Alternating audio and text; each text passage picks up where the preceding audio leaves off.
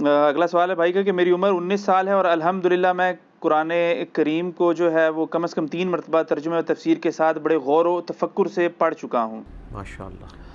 آپ کے لیکچر سے بھی جو ہے بڑے شوق سے دیکھتا ہوں، اور خصوصاً قرآن کریم کی اہمیت کے حوالے سے آپ کی گفتگو بہت ہی اثر انگیز ہوتی ہے۔ الحمدللہ۔ لیکن ایک بات میری سمجھ سے باہر ہے کہ آپ جیسا ذہین آدمی بھی قرآن حکیم پڑھنے کے باوجود انبیاء کرام علیہ السلام کو غلطیوں سے معصوم مانتا ہے، حالانکہ قرآن کریم میں سیدنا آدم علیہ السلام، سیدنا نوح علیہ السلام، سیدنا موسیٰ علیہ السلام، حتیٰ کہ ہمارے پیارے نبی علیہ السلام کی کچھ خطاؤں کا ذکر موجود ہے۔ آخر یہ عصمت انبیاء علیہ السلام کا عقیدہ امت محمدیہ صلی اللہ علیہ وسلم میں کس نے داخل کیا ہے؟ دیکھیں جی، جو عصمت انبیاء کا عقیدہ ہے نا، یعنی انبیاء کرام علیہ السلام معصوم ہوتے ہیں، ان سے گناہ نہیں ہو سکتا، اس عقیدے کی جڑ قرآن کے اندر موجود ہے۔ یہاں تک میں ان سے اتفاق کروں گا کہ عوام الناس کو جو عصمت انبیاء کا عقیدہ بتایا گیا ہے نا، نبیوں کے معصوم ہونے کا، وہ تو یقیناً قرآن و سنت کی تعلیمات کے خلاف ہے، اور کافی عرصہ تک میں بھی اس میں پریشان رہا۔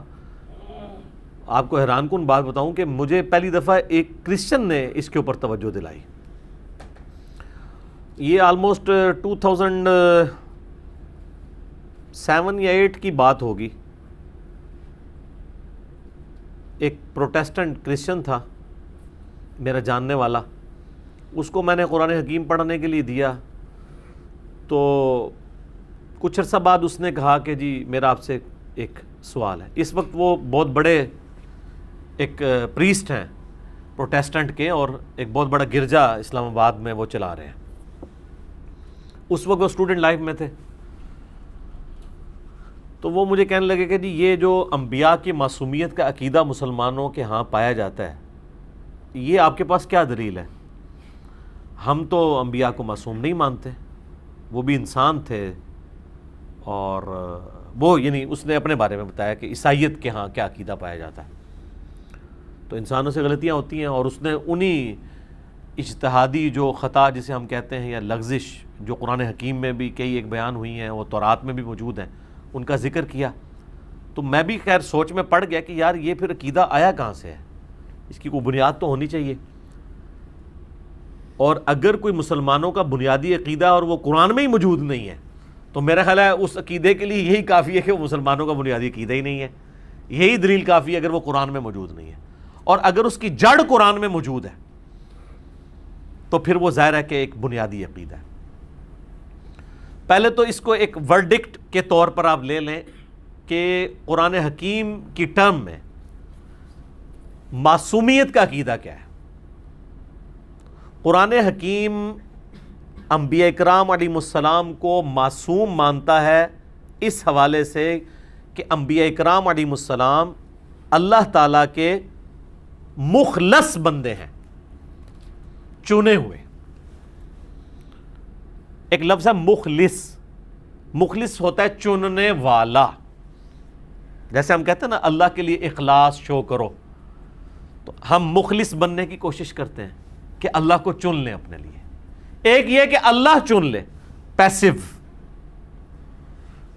پیسو ٹینس کا جملہ، مخلص وہ ہوتے ہیں انبیاء۔ انبیاء کرام علیہ السلام اللہ کے مخلص بندے ہیں، چنے ہوئے بندے ہیں، وہ کبھی بھی گناہ نہیں کرتے، وہ اپنی پیدائش سے لے کے وفات تک گناہوں سے محفوظ اور معصوم ہوتے ہیں۔ رہا لغزش یا اجتہادی خطا جو گناہ نہیں ہوتی،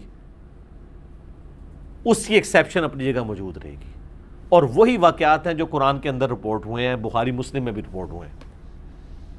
اگر یہ بنیادی بات سمجھ لیں گے تو آپ کو یہ پورے کا پورا عقیدہ سمجھ آ جائے گا، اور ظاہر ہے کہ اس کو سمجھنے کے لیے پھر ہمیں قرآن حکیم کی کریٹیکل آیات کو ڈسکس کرنا پڑے گا کہ مخلص چنا ہوا بندہ کون ہوتا ہے، جس کو اللہ کی طرف سے اسپیشل پروٹیکشن ہو۔ اگر وہ کہیں پر راستے سے ڈیویٹ کرنے کی طرف جانے جائے نا، تو اللہ تعالیٰ فوراً اس کا ہاتھ پکڑ کے اس صحیح ٹریک کے اوپر چلا دے جو اللہ تعالیٰ کی ڈیمانڈ ہے۔ اس کی نمائندہ مثال آپ کو اپنے محبوب صلی اللہ علیہ وآلہ وسلم کے حوالے سے ہی دی جا سکتی ہے۔ قرآن حکیم میں آپ سورہ بنی اسرائیل کھول لیں، آیت نمبر 73۔ اعوذ باللہ من الشیطان الرجیم، بسم اللہ الرحمن الرحیم۔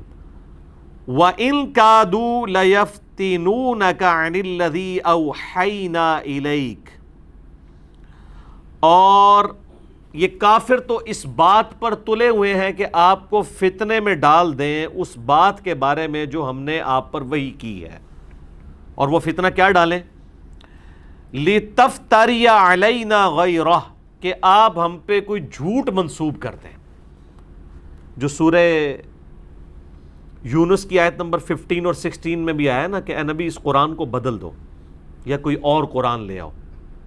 ظاہر ہے قرآن تو بہت سخت دعوت والا ہے، تو اللہ تعالیٰ نے فرمایا تھا کہ اے نبی آپ فرما دو کہ مجھے کوئی اختیار نہیں ہے کہ میں اس کو اپنی مرضی سے بدل سکوں، بلکہ پھر اس کا کلائمیکس ساتھ آیا، انی اخاف ان عصیت ربی عذاب یوم عظیم۔ اے نبی تم فرماؤ میں تو خود اس بات سے ڈرتا ہوں کہ بالفرض اگر میں نے بھی اپنے رب کی نافرمانی کی تو بڑے دن کا عذاب مجھے بھی آ پکڑے گا۔ اس سے سخت الفاظ کیا ہو سکتے ہیں؟ تو یہ اسی کی طرف ہے کہ یہ تلے ہوئے تھے کہ آپ کو اس وحی سے ہٹا دیں، فتنے میں مبتلا کر دیں کہ آپ ہم پر کوئی جھوٹی بات منسوب کر دیں۔ وَإِذًا لَاتَّخَذُوكَ خَلِيلًا، اور اگر ایسا ہو جائے تو پھر یہ آپ کو اپنا دوست بنا لے کہ ٹھیک ہے آپ نے کمپرومائز کر لیا۔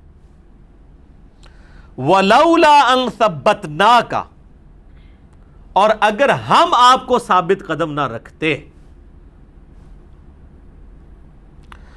لَقَدْ كِدتَّ تَرْكَنُ إِلَيْهِمْ شَيْئًا قَلِيلًا، تو بے شک آپ بھی ان کی طرف تھوڑا بہت جھک ہی جاتے۔ یہ اللہ تعالیٰ اپنے کومنٹس دے رہا ہے کہ اگر ہم نہ آپ کو تھامتے تو آپ نے تھوڑا بہت ان کی طرف جھک جانا تھا۔ تو کس نے بچایا؟ اللہ نے۔ جھک کیوں جانا تھا؟ اس لیے کہ انبیاء اکرام روبوٹ نہیں ہوتے۔ انبیاء اکرام کی معصومیت فرشتوں والی معصومیت نہیں ہے۔ فرشتوں کے اندر تو کمپیٹنسی نہیں ہے نافرمانی کی، انبیاء اکرام علیہ السلام میں اس کی کمپیٹنسی اور پوٹینشل موجود ہوتا ہے، لیکن اللہ کے خوف کی وجہ سے وہ بچ جاتے ہیں۔ اور یہی وجہ ہے کہ ہم انبیاء کو فرشتوں سے افضل مانتے ہیں۔ معصوم وہ بھی ہے، معصوم یہ بھی، ان کو ہم اس لیے افضل مانتے ہیں کہ یہ اس کمپیٹنسی کو رکھنے کے باوجود گناہ سے اپنے آپ کو بچا لیتے ہیں، خوف خدا کے غلبے کی وجہ سے۔ یہ ان کو ان سے ممتاز کر دیتی ہے۔ اور میں تو انبیاء کے سوا بھی باقی لوگوں کو محفوظ عن الخطا ماننے کے لیے تیار ہوں۔ یہ حقیقت بات ہے۔ ائمہ اہل بیت ہوں، اولو العزم صحابہ ہوں، صحیح العقیدہ اولیاء ہوں، جن کو ایک بار خدا کی معرفت ہو جائے، معصوم کا لفظ ان کے لیے بے شک نہ بولا جائے لیکن محفوظ ہو جاتے ہیں وہ۔ اور اس کی مثال میں اکثر دیتا ہوں کہ آپ کو کئی دنوں کا فاقہ ہو، آپ کے سامنے ایک خوشبودار بریانی کی پلیٹ لا کے رکھی جائے اور وہ آپ کی فیوریٹ ڈش بھی ہو، اور سامنے 15-20 نورانی شکلوں والے بزرگ بھی بیٹھے ہوئے ہوں جنہوں نے آپ کو مدعو کیا ہو، اور ایک کلین شیپ بندہ آپ کے کان میں آ کے کہہ دے کہ جتنے حضرت صاحب ہیں نا انہوں نے اس میں زہر ڈالا ہوا ہے، آپ اس کو پھر یہ نہیں کہیں گے یار پہلے داڑھی رکھ کے پھر میرے نال گل کر۔ ہاں، ایمان کا جب خطرہ ہوتا ہے نا تو آپ کو داڑھی والے کی بھی بات نہیں سمجھ آ رہی ہوتی، قرآن و حدیث بھی سمجھ نہیں آ رہا ہوتا، کیونکہ آپ سمجھنا نہیں چاہ رہے ہوتے۔ اور جب جان کی باری آتی ہے تو پھر آپ کو اتنے داڑھی والوں کے مقابلے پہ کلین شیپ کی بات بھی سمجھ آ رہی ہوتی ہے، تو آپ کی بھوک اسی وقت نہیں مر جائے گی۔ آپ کو لاکھ کوئی توجہ دلائے کہ جناب آپ ذرا خوشبو کی طرف دیکھیں، چونکہ آپ اس بریانی کے اندر چھپے ہوئے زہر قاتل کی طرف توجہ چلی جائے گی، آپ کی بھوک بھی مر جائے گی، تو وہ آپ کو بریانی اٹریکٹ نہیں کر سکے گی۔ اس طرح جو اللہ کے نیک بندے ہوتے ہیں نا، ان کو گناہوں کے اندر چھپا ہوا جب عذاب یاد آتا ہے نا تو وہ گناہوں سے محفوظ ہو جاتے ہیں۔ اور یہی وہ چیز ہے جسے صحیح بخاری میں کہا گیا ہے کہ کوئی شخص بھی میرا قرب فرائض کے بغیر حاصل نہیں کر سکتا، اور نوافل کے ذریعے وہ میرا اتنا قریب ہو جاتا ہے کہ میں اس کے ہاتھ بن جاتا ہوں جن سے وہ پکڑتا ہے، میں اس کے پاؤں بن جاتا ہوں جس سے وہ چلتا ہے، میں اس کی آنکھیں بن جاتا ہوں جس سے وہ دیکھتا ہے، میں اس کے کان بن جاتا ہوں جس سے وہ سنتا ہے. یہ ہاتھ بن جاتا ہوں، پاؤں بن جاتا ہوں، کان یہ وہی ہے، محفوظ عن الخطا ہو جاتا ہے وہ. اللہ تعالیٰ اس کو اسپیشل پروٹیکشن دے دیتا ہے، ایک عام بندے کو بھی. پھر جو کچھ وہ مجھ سے مانگتا ہے میں عطا کرتا ہوں، اور اپنے دشمن کے اگینسٹ جب میری پناہ طلب کرتا ہے تو میں اس کی مدد کرتا ہوں. یہ آخری حصہ تو ویسے ہی چھپا لیا جاتا ہے نا، کیونکہ وہ ہاتھ مان جاتا ہوں، پاؤں مان جاتا ہوں سے مراد وہ یہ لیتے ہیں کہ وہ بس ہاتھ یہاں سے وہاں تک پہنچ جائے گا. حالانکہ اگر وہ پہنچ ہی جاتا ہو تو پھر اللہ تعالیٰ سے پناہ کیوں وہ مانگ رہا ہے. وہ ہاتھ بن جاتا ہوں، پاؤں بن جاتا ہوں سے مراد ہے اس کا اوڑھنا بچھونا اللہ کی ذات بن جاتی ہے، اور وہ گناہوں سے پاک و صاف ہو جاتا ہے. اللہ تعالیٰ اس کی پروٹیکشن فرماتا ہے.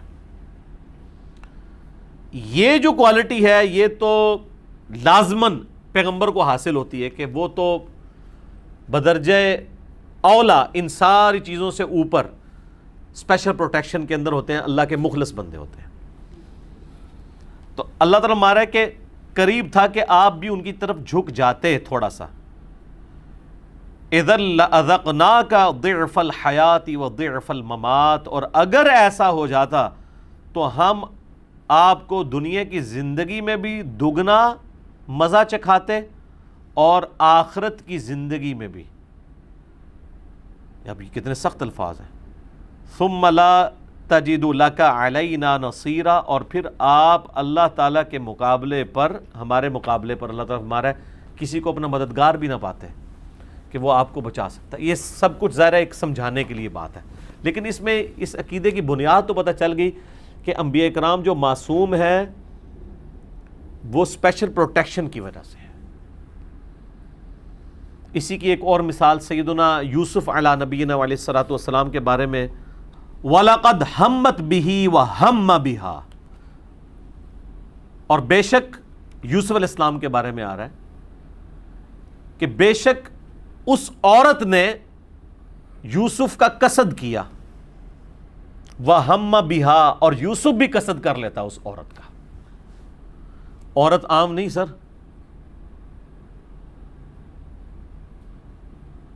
وہ عورت جو اس کی منہ بولی ماں تھی، اور جو منہ بولا رشتہ ہے وہ کبھی اس میں نیگیٹو خیال آتا ہی نہیں ہے، وہ شروع سے ماں کی شکل میں ہی دیکھا ہوتا ہے اولاد نے. لیکن عورت کا فتنہ اتنا بڑا ہے کہ اللہ تعالیٰ ہمارا ہے کہ یوسف اس منہ بولی ماں کا بھی قصد کر لیتا جس طرح اس نے قصد کیا تھا. لولا ارعا برہان ربی، اگر وہ اپنے رب کی روشن دلیل نہ دیکھ لیتا. اب یہ ڈیٹیلز قرآن میں نہیں آئی کہ وہ روشن دلیل کیا تھی. اسرائیلی روایتوں میں ملتا ہے کہ حضرت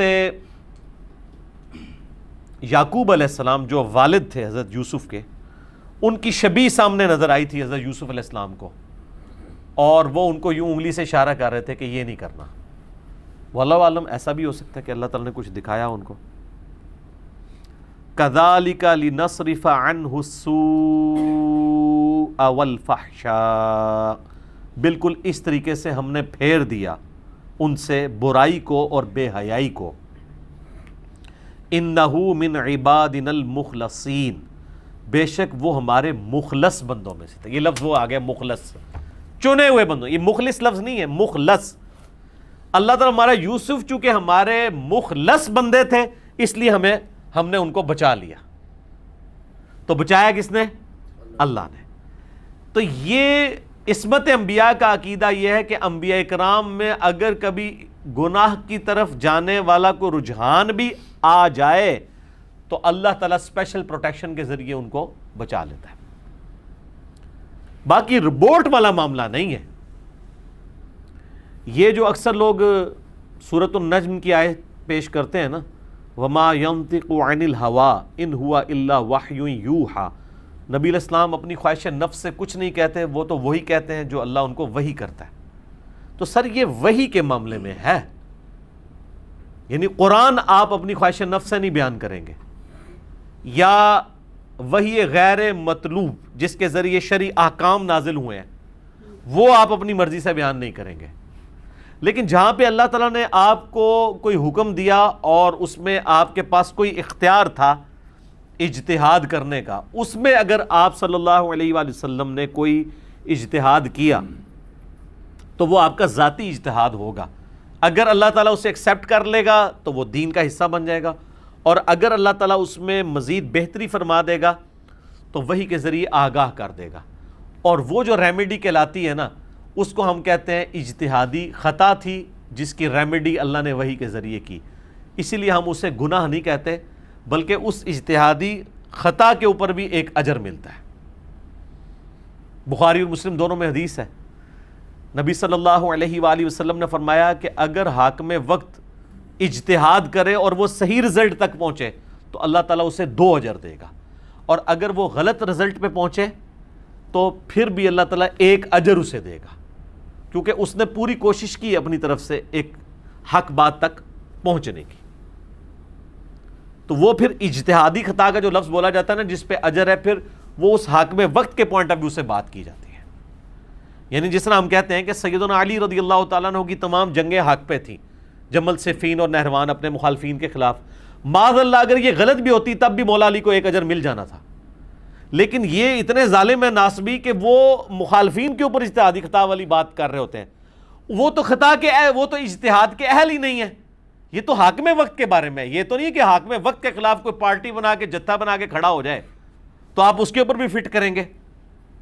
اور پھر بسا اوقات وہ پلی لے لیتے ہیں سیدنا ابوبکر اور سیدہ فاطمہ کے اختلاف کا. تو سیدہ فاطمہ کا اگر اختلاف ہوا تو انہوں نے کوئی پارٹی بنا کے، کوئی فوج بنا کے حضرت ابوبکر صدیق کے خلاف لانچ کی تھی. تو جنگ صفین کو اس کے لحاظ سے کمپیئر کرنا زمین و آسمان والا معاملہ ہے. وہ تو خیر فدق کا تو معاملہ ہی ایک دوسرا ہے، اس میں معاذ اللہ استغفر اللہ اگر کوئی اس کو خطا مانتا ہے اس کا اپنا معاملہ ہے. تو پھر بھی آپ اگر دیکھیں، اگر نعوذ باللہ کوئی اس بدبختی پہ اترا بھی ہوا ہے تو تب بھی وہ بھی مانتے ہیں کہ اس پہ وہ قائم نہیں رہی ہیں. لیکن یہاں پر جنگ صفین میں جو لوگ تھے وہ مولا علی کے خلاف مرتے دم تک قائم رہے. تو یہ دونوں باتوں کو کمپیئر کرنا بالکل غلط ہے. یہ میں نے ایک ضمناً بات کر دی اس حوالے سے. تو اجتہادی خطا جو انبیاء کرام علیہ السلام کے لیے لفظ بولا جاتا ہے وہ ثواب کے ساتھ ہے، وہ گناہ نہیں ہوتا. اور اب کسی کے ذہن میں یہ سوال آ سکتا ہے کہ وہ خطا کر کیوں جاتے ہیں، اجتہادی خطا بھی نہیں ان سے ہونی چاہیے. تو ایک بات آپ ذہن میں رکھیں کہ دنیا میں اس کائنات کے اندر پرفیکٹ جو ہے نا وہ صرف اللہ ہے. مخلوق کبھی بھی پرفیکٹ نہیں ہو سکتی، چاہے کوئی فرشتہ ہو، پیغمبر ہو، غیر پیغمبر ہو. مخلوق ہونا ہی خود امپرفیکشن ہے. جسے موت آ جائے وہ پرفیکٹ کیسے ہو سکتا ہے؟ جسے روٹی کی حاجت ہو وہ پرفیکٹ ہو ہی نہیں سکتا. جسے اونگ آ جائے وہ پرفیکٹ ہو ہی نہیں سکتا. جسے رفع حاجت کی ضرورت پڑے وہ پرفیکٹ ہو ہی نہیں سکتا. وہ تو ہر وقت ہی محتاج ہے. کس کا؟ اللہ کا. اسی لیے الحی القیوم اللہ ہے. تو یہ چیزیں اس لیے ہوتی ہیں کہ تاکہ ہمیں اس کانسیپٹ کو ذرا سمجھنے میں کہ آسانی ہو کہ وہ ہستی کہ جسے کسی کے ساتھ برائی یا اچھائی کا اختیار دیا جائے، اس کے باوجود وہ اپنے اختیار کا صحیح استعمال کرے، وہ صرف ایک ہے، اللہ. اللہ کے سوا جب کبھی بھی کسی کو اختیار دیا گیا احتمال رہے گا کہ اس سے اس کے اجتہاد میں خطا ہو جائے. فرشتوں کو اس میں نہیں لائیں گے کیونکہ فرشتوں کو اختیار نہیں دیا گیا. آپ کو کہنے فرشتوں کی کوئی غلطیاں گنوائی اجتہادی نہیں، وہ تو اس فیلڈ کے مسافر ہی نہیں ہیں، ان کو تو اختیار کبھی دیا نہیں گیا. خدا نہ خاصا دیا جاتا تو پھر تسی وہ بھی تک لیندے. ٹھیک ہے، تو یہ بات ہو رہی ہے ان کو جن کو اختیار دیا گیا، جن اور انسان. تو انبیاء کرام علیہ السلام کو بھی چونکہ اختیار دیا جاتا ہے تو وہ بسا اوقات اللہ کے حکم میں اجتہاد کرتے ہیں. دو طرف جب بات جا رہی ہو، اب آپ کہہ سکتے ہیں کہ یار اتنے ذہین ہوتے ہیں تو وہ کیوں ان سے اجتہادی خطا ہو جاتی ہے؟ اس لیے کہ ان کی ذہانت کے ساتھ ان کی شفقت والا ایلیمنٹ بھی جڑا ہوا ہوتا ہے. نبی بڑے رقیق القلب ہوتے ہیں، ان کے دل کے اندر ایک سوز و گداز، ایک نرمی اور ایک محبت کے جذبات ایسے ہوتے ہیں جس میں وہ ہمیشہ چیزوں کے اس اینگل کی طرف جانے کی کوشش کرتے ہیں جس میں کسی کو نفع پہنچا سکے. لیکن اللہ تعالیٰ کا جو معاملہ ہے نا، اس کی مشیت پھر اپنی جگہ ہے. ونس جب اللہ تعالیٰ اس کو کلیریفائی کر دے گا، پھر وہی شریعت ہوگی جو اللہ بتائے گا.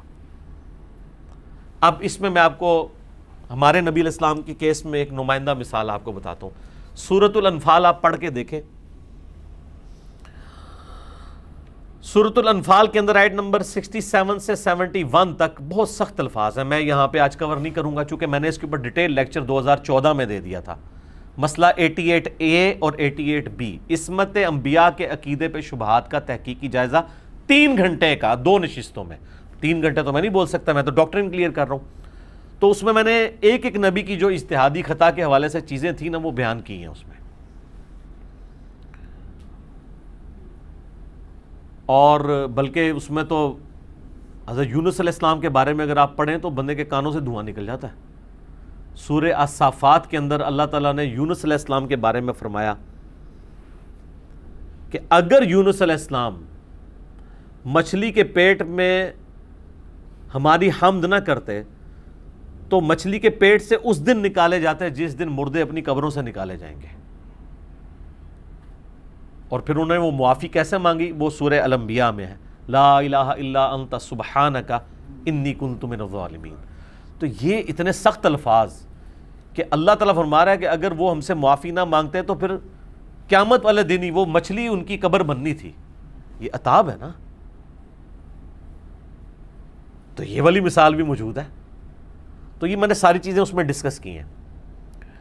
اور حالیہ دنوں میں ایک ویڈیو میری ریکارڈ ہوئی ہے، میں سمجھتا ہوں میری زندگی میں ایک سرمایہ ہے، عقیدہ شفاعت رسول صلی اللہ علیہ وآلہ وسلم، جس میں 100 سے زیادہ ریفرنسز ہم نے دکھائے ہیں اور اس پوری ڈاکٹرین کو کلیئر کیا. اس میں جو حدیث شفاعت ہے بخاری اور مسلم کی کہ قیامت والے دن سب کے سب لوگ جب آدم علیہ السلام کے پاس جائیں گے اور کہیں گے آپ ہماری سفارش کریں. یہ جو لوگ اجتہادی خطا کے معاملے میں یا عصمت انبیاء کے عقیدے میں ہر ایک کو گستاخ رسول کہہ رہے ہیں، میں ان سے سوال کرتا ہوں کہ آپ شفاعت رسول کی حدیث ہی نہیں بیان کر سکتے؟ بخاری مسلم دونوں میں اور دنیا کی آلموسٹ ہر حدیث کی کتاب میں یہ حدیث ہے، حدیث متواتر ہے.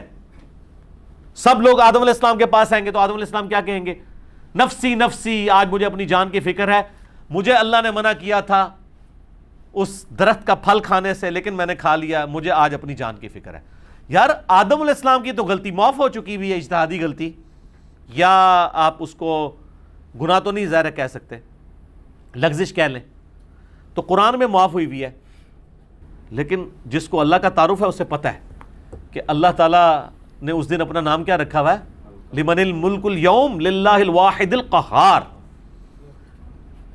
تم جاؤ نوح کے پاس، پھر نوح علیہ السلام کے بعد لوگ جائیں گے، کتنے تعریفی کلمات بولیں گے کہ جی آپ کے بعد اللہ نے انسانیت دوبارہ سے چلائی ہے، آپ کے یہ فضائل ہیں. وہ کہیں گے کہ آج مجھے اپنی خطا یاد آ رہی ہے، میں نے اپنے کافر بیٹے کے لیے دعا کر دی تھی جو نبی کے شان نشان نہیں ہے، ایک بنیادی چیز ہے. تم ابراہیم کے پاس جاؤ، ابراہیم علیہ السلام بھی اپنی اجتہادی خطاؤں کا ذکر کریں گے.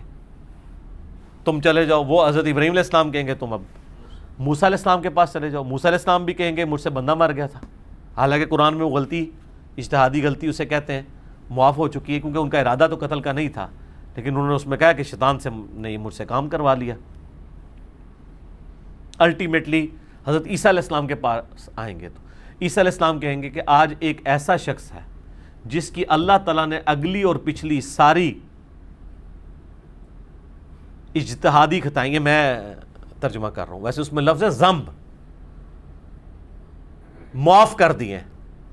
تم محمد رسول اللہ کے پاس جاؤ صلی اللہ علیہ وآلہ وسلم. پھر آپ علیہ السلام کے پاس لوگ آئیں گے تو آپ کہیں گے انا لہا، کہیں گے اور نبی اذهبوا الی غیری، میرے حضور کے لبوں پر انا لہا ہوگا. اللہ تعالیٰ ہمیں نبی علیہ السلام کی شفاعت نصیب فرمائے، آمین. صلاۃ بر محمد و آل محمد، اللہم صلی علی محمد و علی آل محمد و اصحابہ اجمعین الی یوم الدین. تو آپ ذرا اندازہ کریں کہ نبی علیہ السلام کے بارے میں حضرت عیسیٰ علیہ السلام کیا کہہ رہے ہیں کہ ایک شخص ہے جس کی اگلی اور پچھلی ساری اجتہادی خطائیں ہم کہہ رہے ہیں یا اسے آپ کہہ لیں خلاف اولا چیزیں معاف کر دی ہیں. اور یہ وہ چیز ہے جس کے اوپر صحابہ کرام حضور کو مبارک دیا کرتے تھے. آپ کو پتہ ہے بخاری مسلم دونوں میں حدیث ہے, نبی علیہ السلام نماز پڑھتے تھے, آپ کے پاؤں پہ ورم آ جاتے تھے. تو صحابہ نے کہا یا رسول اللہ آپ کی تو اللہ نے اگلی پچھلی اجتہادی خطائیں ساری معاف کر دی ہیں, اور سورہ فتح میں آیت نازل ہو چکی ہے انا فتحنا لک فتحا مبینا لیغفر لک اللہ, ہم نے آپ کو روشن فتح عطا فرمائی ہے تاکہ اللہ تعالیٰ آپ کے اگلے اور پچھلے ذنب, اب اس کا ترجمہ ہم گناہ نہیں کرتے, نبی کے کیس میں تو ظاہر ہے اجتہادی خطا یا خلاف اولا کا ہوگا. اس پہ بڑی زبردست بحث کی ہے غلام سعود سعیدی صاحب نے رحمہ اللہ تعالیٰ, بریلویوں کے شیخ الحدیث, بہت بڑے آپ حدیث کی فیلڈ میں امام گزرے ہیں حال ہی میں. انہوں نے تو اعلیٰ حضرت سے اختلاف کیا ہے. اعلیٰ حضرت نے اس کا ترجمہ کیا تھا تاکہ اللہ تمہارے اگلوں اور تمہارے پچھلوں کی خطائیں معاف کرے, یعنی وہ ترجمہ بنتا ہی نہیں تھا. انہوں نے کہا یار خدا کے لیے حضور کی فضیلت آپ چھین رہے ہیں. صحابہ تو یہ آیت پڑھ کے حضور کو کہتے تھے یا رسول اللہ آپ عبادت نہ کیا کریں, آپ کی تو اگلی پچھلی ساری اجتہادی خطائیں معاف ہو چکی ہیں. صحابہ بھی وہی مطلب لیتے تھے جو ہے اس کے اندر, اور حضور کو فضیلت کے طور پہ کہتے تھے. بلکہ بخاری مسلم میں یہ بھی الفاظ ہیں, نبی علیہ السلام پہ جب یہ سورہ فتح کی آیات نازل ہوئی تو آپ اتنے خوش ہوئے اور آپ گنگنا کر یہ آیات پڑھ رہے تھے طرز کے اندر. اور وہ صحابی کہتے ہیں مجھے آج بھی یاد ہے حضور اتنے خوش ہوئے کہ آج مجھ پہ وہ آیات نازل ہوئی ہیں جو پہلے کبھی نہیں ہوئی, کہ مجھے اللہ نے گارنٹی دے دی ہے. ایک ہی بندہ ہے جس کو گارنٹی دی ہے, قیامت کے دن کا امن ایک شخص کے لیے, محمد رسول اللہ صلی اللہ علیہ وآلہ وسلم. عسیٰ ان یبعثک ربک مقاما محمودا, ان قریب آپ کو ایسے مقام پر فائز کریں گے جہاں پہ ہر شخص آپ کی حمد کر رہا ہوگا. یہ مقام محمود ملا ہوا ہے. تو صحابہ اکرام تو حضور کو یہ آیات پیش کر کے ان کی فضیلت بیان کرتے تھے, آپ وہ فضیلت چھیننا چاہتے ہیں. تو انہوں نے اعلیٰ حضرت کے ترجمے کے اوپر گرفت کی, اور جب گرفت کی تو پھر اتنی موٹی کتاب غلام سعود سعیدی صاحب کے خلاف آ گئی. یعنی سمجھ لیں 295C اتنی موٹی ہو کے سامنے آ گئی کہ اس نے تو گستاخی کر دی ہے. حالانکہ ان کو نہیں پتہ یہ گستاخی پھر صحابہ تک جائے گی جو اس آیت کو کوٹ کر کے حضور کہتے تھے آپ عبادت نہ کریں, کیوں آپ اپنے پاؤں پہ ورم ڈالتے ہیں. تو حضور نے فرمایا کہ میں اللہ کا شکر گزار بندہ نہ بنوں. اور جب وہ حضور کو کہتے تھے تو یہ کہتے تھے کہ آپ پہ تو آیات نازل ہوئی ہیں, آپ کو تو اب ضرورت ہی کوئی نہیں. تو صحابہ بھی یہی مطلب لیتے تھے, یہاں پہ اس کو گستاخی بنا لیا گیا. تو نبی صلی اللہ علیہ وآلہ وسلم کی بھی جو اس طرح کی چیزیں لغزش یا اجتہادی خطا, وہ آپ کی شفقت کی وجہ سے. حریص علیکم بالمؤمنین رؤوف الرحیم. اس کی 2 مثالیں میں آپ کو دے دیتا ہوں قرآن میں, جو آپ ایک نمائندہ مثال کے طور پہ. سورۃ الانفال کی آیت نمبر 67 سے 71 جس سے یہ بات شروع ہوئی تھی. غزوہ بدر کے قیدی آپ نے چھوڑ دیے, تو اس میں کتنے سخت الفاظ نازل ہوئے کہ تم لوگوں نے دنیا کا مال لے کر غزوہ بدر کے قیدیوں کو چھوڑ دیا. حالانکہ ابھی تو پوری لڑائی ختم نہیں ہوئی ہے, فتنہ ختم نہیں ہوا. اور پھر اللہ تعالیٰ اگر پہلے ایک آیت نازل نہ ہوئی ہوتی تو عذاب دیتے اس بات کے اوپر, اور پھر فرمایا کہ اب چونکہ لے لیا فدیہ, اب یہ تمہارے لیے حلال ہے, اسے کھاؤ. اب وہ آیت کیا نازل ہوئی بھی تھی؟ اچھا یہ عتاب کیوں ہوا؟ سورۃ البقرہ کی آیت نمبر 193 نازل ہو چکی ہوئی تھی کہ دین جب تک اللہ کا نہیں ہو جاتا ٹوٹلی عرب کی سرزمین میں, اس وقت تک آپ نے قتال روکنا نہیں ہے. قتال کرتے رہو یہاں تک کہ دین اللہ کے لیے خاص ہو جائے. تو اس کے تحت تو غزوہ بدر میں جو قیدی تھے ان کا قتل ہونا بنتا تھا, اور حضرت عمر کا یہی مشورہ تھا. بخاری مسلم میں ایک حدیث ہے نا کہ میں نے 3 باتوں میں اپنے رب کی موافقت کی, حضرت عمر کہتے ہیں, ان میں سے ایک غزوہ بدر کے قیدیوں والا معاملہ ہے. اور حضور علیہ السلام کی شفقت کا پہلو تھا, آپ نے حضرت ابوبکر سے مشورہ کیا, وہ بھی نرم دل تھے, ان کا یا رسول اللہ فدیہ لے کے چھوڑ دیتے ہیں. آپ علیہ السلام نے بھی اس رائے کو پسند کیا, حالانکہ آپ کو بھی پتا تھا کہ حضرت عمر کہتے تھے کہ یا رسول اللہ یہ جائیں گے, یہ اگلی دفعہ پھر تیاری کر کے آ کے چڑھ دوڑیں گے ہم پہ, ان کو قتل کریں, فتنہ ختم کریں. نبی علیہ السلام نے اجتہاد کس بنیاد پہ کیا؟ وہ سورہ محمد کی آیت نازل ہوئی تھی 4 نمبر, بہت پہلے, بلکہ مدینہ جاتے ہی جو شروع میں سورت نازل ہوئی ہے سورہ قتال, سورہ محمد ہے, جس میں قتال کا مسلمانوں کو اذن عام دے دیا گیا. اس میں الفاظ ہیں کہ جب یہ مسلمانوں کا کافروں سے مڑ بھیڑ ہو پھر تمہاری مرضی ہے، قیدیوں کو چاہے تو فدیہ لے کے چھوڑ دو چاہے قتل کرو. اچھا، نبی الاسلام اس آیت سے اجتہاد کر رہے تھے، حالانکہ اس آیت کے بعد 193 آیت نازل ہو چکی تھی کہ جب تک فتنہ ختم نہیں ہوتا نا ان کو قتل کرنا ہے. نبی الاسلام نے اس آیت کا سہارا لیا کہ ٹھیک ہے ان کو چھوڑ دیتے ہیں، کیونکہ اللہ نے آپشن دیا ہوا نا. پھر اللہ نے بھی اس اجتہاد کو مان لیا کہ اگر وہ پہلے آیت نازل نہ ہوئی ہوتی تو ہم عذاب دیتے. بفرض محال بات ہو رہی ہے، لیکن اللہ کی منشا وہی تھی جو حضرت عمر کا مشورہ تھا، اور یقیناً نبی علیہ السلام کو بھی اس بات کا پتہ تھا. لیکن بینیفٹ آف ڈاؤٹ کو انبیاء اویل کرتے ہیں اس حوالے سے کہ ان کے اندر شفقت پائی جاتی ہے. لیکن چونکہ الٹیمیٹلی یہ اللہ کی مشیت کے مطابق نہیں ہوتا، اس لیے پھر ہم اسے اجتہادی خطا کہتے ہیں، گناہ نہیں کہتے. اور دیکھیں اللہ تعالیٰ نے بھی اس کو اجتہادی خطا کے طور پہ لیا کہ اگر وہ آیت نازل نہ ہوئی ہوتی تو ہم یہ نہ ایکسیپٹ کرتے. اس کا حوالہ اس لیے دیا کہ اس میں وہ پہلو موجود تھا، اگرچہ منشا والا پہلو یہی تھا لیکن بینیفٹ دے دیا. دوسری مثال منافقین کا جنازہ پڑھانے والا جو ایشو تھا عبداللہ ابن ابی کا. سورہ توبہ میں آیت نازل ہوئی کہ آپ اگر ان کے لیے 70 دفعہ بھی مغفرت کریں نا ہم ان کی توبہ قبول نہیں کریں گے، اللہ اور اس کے رسول کے باغی ہیں. یہ آیت نازل ہو چکی ہوئی تھی. اسی دوران عبداللہ بن ابی مر گیا. غزوہ تبوک کے بعد جب منافقین کھل کے سامنے آ چکے، نبی علیہ السلام کو منافقین کے نام بھی بتا دیے گئے تھے جو حذیفہ بن یمان کو بتائے، اور آپ علیہ السلام کو غلبہ بھی حاصل تھا. رومن امپائر آپ سے بھاگ چکی ہوئی تھی، مسجد درار بھی آپ نے توڑوا دی ہوئی تھی، اپنے پاور کو ایگزیکیوٹ بھی کر لیا تھا. پھر بھی آپ صلی اللہ علیہ وآلہ وسلم نے شفقت فرمائی. عبداللہ بن ابی کا بیٹا جو ہے نا وہ صحابی تھا، اس کا نام بھی عبداللہ تھا. اس نے آ کے آپ سے ریکویسٹ کی کہ یہ ظاہراً تو کلمہ ہی پڑھتا ہے نا، تو اس کے کلمے کا ظاہر ہے وہ آپ علیہ السلام نے ریگارڈ کیا. حالانکہ کئی بار حضرت عمر نے اجازت مانگی کہ یا رسول اللہ اجازت دیں اس کا گلا کاٹ دیا جائے. آپ فرمایا کہ چھوڑ دو، لوگ کہیں گے یہ اپنے ساتھیوں کو قتل کرواتا ہے. تو سیدنا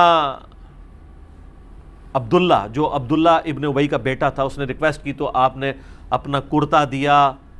مسلم شریف میں تو بڑی ڈیٹیل سے احادیث موجود ہیں، بخاری میں بھی ہے. اور قبر میں اتارا، لعاب دہن مبارک منہ میں ٹپکایا. اسی دوران جب نبی علیہ السلام جنازہ پڑھانے جا رہے تھے تو سیدنا عمر سامنے آ کے کھڑے ہو گئے، کہا یا رسول اللہ آپ کو تو اللہ تعالیٰ نے منع کیا ہے جنازہ پڑھانے سے. یار جو بات حضرت عمر کو سمجھ آ رہی تھی رسول اللہ کو سمجھ نہیں تھی کیا؟ نعوذ باللہ. سوچنے والی بات ہے، یقیناً سمجھ تھی، لیکن وہی بات جو شفقت والا عنصر جو آپ کے اندر تھا نا وہ ڈومیننٹ تھا. آپ کے الفاظ دیکھیں کیا ہیں، بخاری و مسلم میں دونوں میں حضرت عمر نے کہا کہ یا رسول اللہ آپ کو اللہ نے منع کیا ہے. حضرت عمر اللہ کی منشا کو سمجھ چکے ہوئے تھے، نبی علیہ السلام بھی سمجھتے تھے، لیکن آپ علیہ السلام نے وہی پھر اجتہاد کیا اپنی شفقت والا. اور یہ ظاہر ہے یہ زیادہ انٹیلیجنٹ کام ہوتا ہے کہ آپ کوئی ایک پہلو ڈھونڈ لیں، پازیٹیو اینگل. آپ فرمایا کہ عمر اللہ تعالیٰ نے مجھے اختیار دیا ہے، اے نبی چاہے آپ ان کے لیے مغفرت کی دعا کریں یا نہ کریں، آپ 70 دفعہ بھی کریں گے میں قبول نہیں کروں گا. حالانکہ اس جملے کی جو سختی ہے وہ بتا رہی ہے کہ اللہ تعالیٰ منافقین سے کس طرح اعلان برات کیے ہوئے ہیں. اس اعتبار سے سیدنا عمر جو رزلٹ نکال رہے تھے وہ بالکل ٹھیک نکال رہے تھے کہ جب، اور پھر سورہ توبہ کی وہ آیات تو اس سے پہلے نازل ہو چکی تھی، حالانکہ وہ قرآن کی ترتیب میں بعد میں آتی ہیں. وہ 113 نمبر کہ کسی مومن، کسی نبی اور مومن کے لیے شایع نہیں ہے کہ اسے یہ پتہ چل جائے، خواہ اس کا کوئی قریبی رشتہ دار ہی ہو کہ وہ کفر پہ مرا ہے، کہ اس کے لیے دعائے مغفرت کرے. تو جنازہ کیا ہوتا ہے؟ دعائے مغفرت. وہ آیت اس سے پہلے نازل ہو چکی تھی. تو حضرت عمر بالکل صحیح رزلٹ پہ پہنچے تھے کہ بھئی ایک نبی کے شان نہیں ہے کہ وہ ایک منافق کے لیے دعا کرے جبکہ اس کی منافقت کھل بھی چکی ہے. نبی علیہ السلام نے پلی لی دوسری والی آیت سے، جس طرح وہاں پہ بھی آپ علیہ السلام نے پلی لے لی تھی سورہ محمد کی آیت سے، یہاں پہ آپ علیہ السلام نے سورہ توبہ کی دوسری آیت سے لی کہ اے نبی تم مغفرت کی دعا کرو یا نہ کرو، 70 دفعہ بھی کرو تو ہم نہیں معاف کریں گے۔ دونوں طرف آپشن موجود تھا۔ حالانکہ اس آیت کو دیکھا جاتا جس میں کہا گیا کسی مومن کے اور نبی کے شان نہیں یہ کرے، تو یقین حضرت عمر نے جو رزلٹ نکالا تھا نا کہ آپ کو اللہ نے منع کیا، وہ بالکل صحیح کہا تھا، وہ اس آیت کے تحت سمجھ رہے تھے کہ منع ہے۔ تو آپ علیہ السلام فرمایا کہ اگر مجھے پتہ چل جائے نا کہ 70 سے زیادہ دفعہ کرنے سے مغفرت ہو جائے گی تو میں وہ بھی کروں۔ حالانکہ آپ علیہ السلام کو یہ بھی پتہ تھا کہ 70 کا عدد محاورتاً بولا جا رہا ہے، یہ نہیں ہے کہ 71 دفعہ کرنے سے ہو جائے گی، یہ ساری باتیں آپ کو پتہ تھی۔ لیکن حریص علیکم بالمؤمنین رؤوف الرحیم، اور اس سے بھی بڑھ کے وما ارسلناک الا رحمۃ للعالمین، یہ آپ علیہ السلام کے اندر جو شفقت کا پہلو تھا نا بہت ڈومیننٹ تھا۔ تو آپ نے پلی لے لی اس کی کہ اللہ نے اختیار دیا ہے کرو یا نہ کرو، تو ٹھیک ہے میں کر لیتا ہوں۔ اور حضرت عمر نے کہا کہ یہ نبی اور اہل ایمان کی شان پلس اللہ تعالیٰ کا غصہ جتنا منافقین پہ ہے، سورہ توبہ بغیر بسم اللہ کے نازل ہوئی ہوئی ہے جی، مستدرک الحاکم میں موجود ہے صحیح سند سے کہ مولا علی سے کسی نے پوچھا یہ بسم اللہ کیوں نہیں ہے سورہ توبہ سے پہلے، تو انہوں نے کہا سورہ توبہ تو ننگی تلوار کے ساتھ نازل ہوئی ہے، اس کے پہلے بسم اللہ کیسے ہو، وہ تو اللہ کی صفت رحمان اور رحیم ہے، تو وہ اس لیے بسم اللہ کے بغیر نازل ہوئی ہوئی ہے۔ تو یہ سورہ توبہ کی ساری آیات ہیں۔ خیر آپ علیہ السلام نے جنازہ پڑھایا، اپنے ہاتھوں سے دفنایا، کرتا پہنا دیا، لعاب دہن ڈالا، کتنی شفقت ہے۔ اس کا الٹیمیٹلی یہ فائدہ ہوا کہ منافقین کے دل میں نبی علیہ السلام کے لیے نرم گوش آیا، اور کئی لوگوں کو ہو سکتا ہے اللہ نے ایمان کی دولت سے نواز دیا ہو، یا جو ڈاواں ڈول تھے وہ اپنے ایمان میں مضبوط ہو گئے حضور کی شفقت کی وجہ سے صلی اللہ علیہ وآلہ وسلم۔ خیر جب جنازہ پڑھا کے فارغ ہوئے دفنا کے، تو پھر قرآن کی آیات نازل ہو گئی سورہ توبہ کی کہ آندہ کے بعد نہ تو آپ نے کسی منافق کا جنازہ پڑھنا ہے، نہ اس کی قبر پہ کھڑا ہونا ہے، بالکل کرٹیکلی صرف جنازہ نہیں قبر تک بھی نہیں جانا۔ تو وہ یعنی وہ نازل ہوئی جس سے اللہ تعالیٰ نے اپنے جلال کا مزید اظہار فرمایا کہ یہ جو کچھ ہونا تھا وہ ہو گیا۔ اب اس میں ایک لطیف نکتہ ہے، مجھے بتائیں جب حضرت عمر روک رہے تھے نبی علیہ السلام کو، اس ٹائم وہی بھی تو آ سکتی تھی، این اس موقع پہ رسول اللہ کو روکا جا سکتا تھا، یہ پاسبل تھا، اللہ کے لیے وہی بھیجنا کو مسئلہ تھا۔ تو اللہ تعالیٰ اپنے نبی کی خواہشات کا بھی بعض اوقات خیال رکھتا ہے، یہ ایک شفقت اور محبت کے اعتبار سے کہ ٹھیک ہے یہ ایکٹیویٹی پرفارم کر لے بعد میں ورنہ حضرت عمر جو پہلے کہہ رہے تھے نا کہ آپ کو اللہ نے روکا ہے، تو نبی علیہ السلام ڈائریکٹ کہہ سکتے تھے کہ بھئی تم نے کس آیت سے غلط رزلٹ نکالے، مجھے کوئی نہیں روکا۔ نبی علیہ السلام نے اس کو ویل لیفٹ کیا، فرمایا نہیں مجھے تو اللہ نے اختیار دیا ہے، کرو یا نہ کرو۔ آگے حضرت عمر نے بھی بحث نہیں کی، ان کے بھی ایمان کا تقاضا تھا کہ وہ بحث نہ کرتے، ورنہ اگر وہ اس طرح یاد لے کے بیٹھ جاتے تو معاذ اللہ اپنا ایمان خطرے میں ڈال لیتے۔ ویسے بخاری مسلم میں آتا ہے کہ بعد میں جب یہ ممانعت نازل ہوئی تو میں پوری زندگی یہ سوچتا تھا یار میں نے حضور پہ اتنی دلیری کی کہ میں آپ کو آگے روکنے کے لیے آ گیا، اللہ کے رسول مجھ سے بہتر جانتے تھے، ٹھیک ہے۔ تو یہ ساری کی ساری چیزیں اس طرح کی ایکٹیویٹیز پہ جب اجتہادی خطا کا لفظ یا لغزش کا لفظ بولا جاتا ہے، وہ اس لیے نہیں بولا جاتا کہ وہ انٹینشنلی کوئی نبی نے کوئی نافرمانی کی ہوتی ہے نعوذ باللہ، بلکہ کہ دو چیزوں میں سے جو زیادہ بہتر چیز تھی نا اس کو اڈاپٹ نہیں کیا ہوتا، اسی لیے خلاف اولا کی ٹرم بھی استعمال کی جاتی ہے۔ بہرحال کئی جگہ ظاہر ہے پھر آپ کے لیے اس کو جسٹیفائی کرنا اس طرح ممکن نہیں ہوتا، تو اس لیے یہ جو معصومیت کا عقیدہ وہی والا ہے جو عقیدہ اہل سنت کے ہاں شروع سے چلتا آ رہا ہے کہ انبیاء کرام علیہ السلام گناہ نہیں کریں گے۔ رہی لغزش اور اجتہادی خطا تو وہ قرآن کے اندر چونکہ انبیاء کے واقعات آئے ہیں، حتیٰ کہ میں نے آپ کو بتایا کہ جب بہار شریعت میں کم از کم انہوں نے مان تو لیا نا کہ اس طرح کے واقعات قرآن میں موجود ہیں۔ بہار شریعت کے اندر مفتی امجد علی صاحب نے جو اعلیٰ حضرت احمد بریلوی صاحب کے خلیفہ ہیں، انہوں نے لکھا ہے کہ قرآن حکیم کی جن آیات کے اندر اللہ تعالیٰ نے انبیاء کرام کے اوپر ان کی لغزشوں کے اوپر، ان کو ہم گناہ نہیں کہتے لغزش کہتے ہیں، یا اسے ہم اجتہادی غلطی یا اجتہادی خطا کہتے ہیں، وہ گناہ نہیں ہوتے، عتاب فرمایا ہے اللہ نے وہ واقعات قرآن کی تلاوت اور حدیث پڑھنے کے علاوہ، بس یہ 2 ایکسیپشنز ہیں، اس کے سوا بیان کرنا قطعاً حرام ہے۔ اور قرآن کیا کہتا ہے سورۃ الاعراف کے اندر کہ ہم نے قصہ آدم اور ابلیس اس لیے بیان کیا تاکہ اے اولاد آدم، جس طرح شیطان نے تمہارے ماں باپ کو ورگلایا، اور اس میں تو بڑے سخت الفاظ ہیں، اور ان کے کپڑے اتروا دیے اور ان کی شرمگاہیں ان پہ کھلوا دی، کیونکہ جنتی لباس اتر گیا تھا نا، کہیں تمہیں نہ اس فتنے میں مبتلا کرتے۔ اللہ تعالیٰ تو کہہ رہا ہے اس کے عبرت حاصل کرنی ہے، اور یہ کہ لوگ کیا کہہ رہے ہیں، اس کو بیان کرنا حرام ہے۔ اب کوئی کہنا نہیں وہ انہوں نے اس لیے کہا کہ وہ ویسے کوئی بیان کر کے توہین نہ کرتا رہے۔ سر مسلمان نے قصہ آدم اور ابلیس بیان کر کے آدم علیہ السلام کی توہین کا کبھی تصور بھی لانا ہے؟ اس کو کیا ملنا ہے؟ مسلمان تو انبیاء کی عزت کرنے والے ہوتے ہیں، جب بھی بیان ہوگا وہ عبرت کے لیے بیان ہوگا، توہین کرنے کے لیے تو مسلمان نے تو کبھی نہیں بیان کرنا، خام خواہی کہانی بنا لی ہوئی ہے۔ تو بیسیکلی وہ اس کو تقریر میں بیان کو بھی حرام سمجھتے ہیں اور کہتے ہیں تلاوت کرنا ہے۔ تلاوت کا مطلب ہے عربی، اردو نہیں۔ عربی پڑھنی ہے ان لوگوں کے سامنے ان کو عربی آتی نہیں ہے، تاکہ ان کو پتہ ہی نہ چلے کیا لکھا ہوا ہے بیچ میں۔ اس لیے میرا تو کافی عرصے سے مطالبہ ہے کہ نان عرب کنٹریز کے اندر قرآن حکیم بغیر ترجمے کے چھاپنا جرم ہونا چاہیے۔ یہ تو آپ جان بوجھ کے لوگوں کو طوطا بنانے کی کوشش کر رہے ہیں۔ پاکستان کے آئین میں یہ شک ہونی چاہیے کہ پاکستان میں کوئی قرآن بغیر ترجمے کے شائع نہیں ہوگا، عربی اور ترجمہ، چاہے نیچے لکھا ہو چاہے ایک پیج پہ عربی آ جائے۔ اگر وہ کہتا ہے نا کنٹینیوٹی رکتی ہے، تو آپ دیکھیں ترجمان القرآن والوں نے مولانا مودودی رحمہ اللہ تعالیٰ کا شائع کیا ہے ترجمہ، رائٹ والے پیج کے اوپر صرف عربی ہے اور لیفٹ والے پہ صرف اردو ترجمہ ہے، تو آپ کی کنٹینیوٹی بھی نہیں رکتی۔ اگر کسی نے صرف عربی پڑھنی ہے عربی پڑھے، اس نے اردو پڑھنی ہے صرف اردو پڑھتا جائے، لیکن بغیر ترجمے کے نہ چھپے، اور اس طریقے سے بغیر عربی کے بھی نہ چھپے، وہ بھی غلط ہے، کیونکہ ترجمہ کرنے والا بہرحال انسانی کوشش ہے، کہیں پہ اس کو خطا ہو سکتی ہے۔ قرآن کا اوریجنل ٹیکسٹ اپنی جگہ موجود ہونا چاہیے۔ ہمارے پاس تو یہ فخر ہے کہ ہماری کتاب محفوظ ہے الحمدللہ، تو ہم اس کو کیوں نہ چھاپیں اس طریقے سے؟ اسی طریقے سے چھاپنا چاہیے، اور اس چیز کو انشور کرنا چاہیے حکومت کو کہ بغیر ترجمے کے قرآن نہ چھپے۔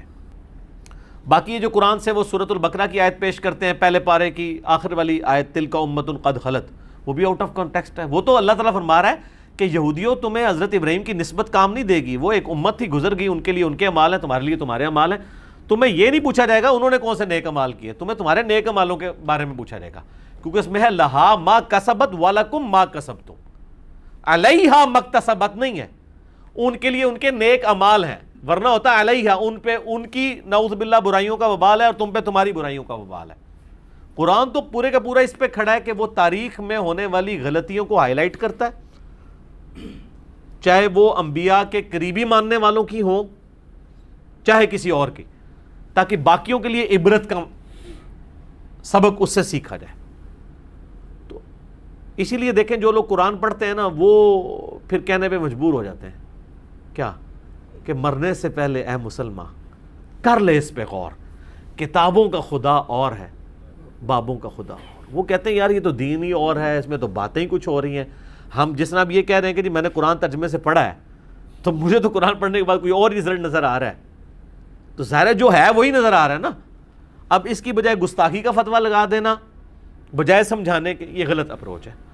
ہم نے کوشش کی ہے کہ اوورآل ایک ڈاکٹرن کلیئر کی جائے، باقی جس کو شوق ہے نا اس پورے ٹاپک کو سمجھنے کا، تو اس کے لیے مسئلہ نمبر 88A اور 88B، عصمت انبیاء کے عقیدے پہ شبہات کا تحقیقی جائزہ۔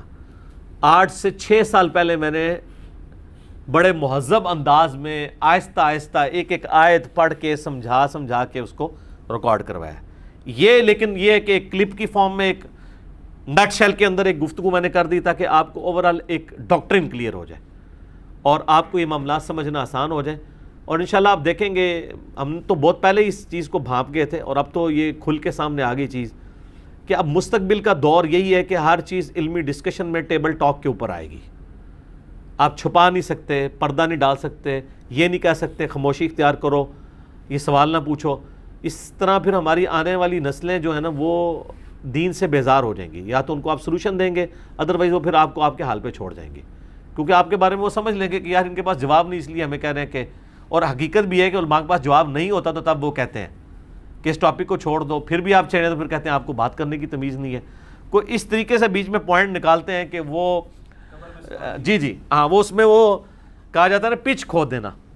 ایک تو ویسے ایک محاورہ ہے یہ پچ کھود دینے والا بھی ہے، ایک اور بڑا محاورہ ہے وہ ہے تھوڑا سا نٹوریس ہے، وہ پورا تو بیان نہیں کرتا. وہ پنجابی میں ایک محاورہ بولا جاتا ہے، وہ بچپن میں کسی نے بنٹے کھیلے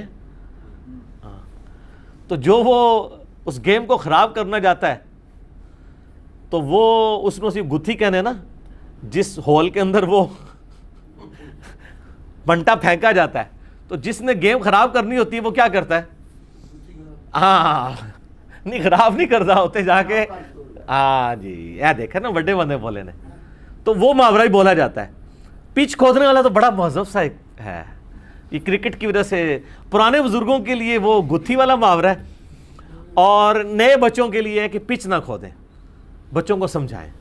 ٹھیک ہو گیا جی. اللہ تعالیٰ سے جو دعا ہے، جو حق بات میں نے کہی، اللہ تعالیٰ ہمارے دلوں میں راسخ فرمائے. اگر جذبات میں میرے منہ سے کوئی غلط بات نکل گئی تو اللہ تعالیٰ ہمارے دلوں سے اسے معاف کر دے، ہمیں معاف بھی فرما دے، ہمیں کتاب و سنت کی تعلیمات پر عمل کر کے دوسرے بھائیوں تک پہنچانے کی توفیق عطا فرمائے. سبحانک اللہم و بحمدک، اشہد ان لا الہ الا انت، استغفرک و اتوب الیک، وما علینا الا البلاغ المبین. جزاکم اللہ خیرا.